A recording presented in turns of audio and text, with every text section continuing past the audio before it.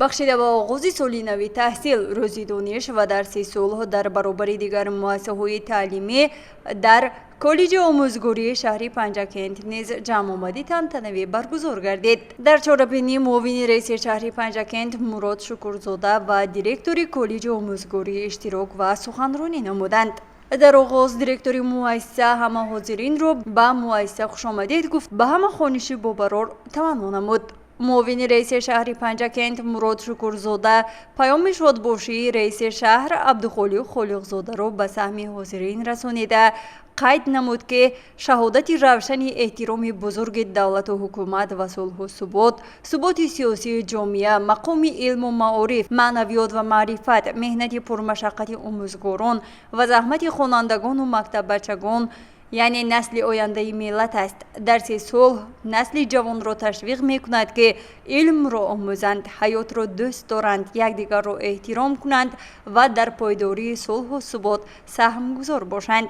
امروز سال نو تحصیل و روز خوانش با درس صلح در همه مؤسسه‌های تعلیمی مملکت آغاز شد و هزاران نفر طالب علمان از جمله دانشجویان با امید و آرزو پس میز نشستند و از شما استادان و آموزگاران ارجمند درس حیات، خودشناسی و وطندوستی را از بر می‌نمایم.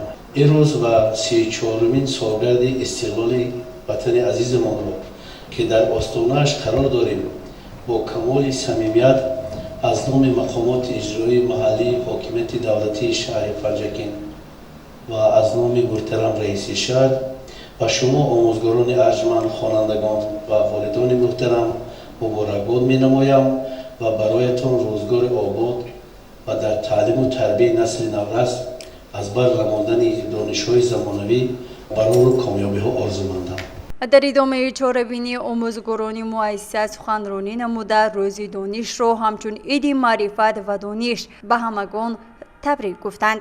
باید قید نمود که در جهان معاصر علم و دانش همچون یکی از سرچشمه‌های اساسی پیشرفت ساحه اجتماعی اهمیت بیشتر پیدا می‌کند.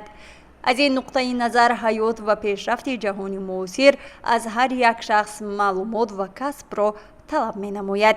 ما نباید فراموش کنیم که آینده نیک دولت و ملت اجدادی ما بیشتر از تحصیلات حاضره نورسان و جوانان وابسته است.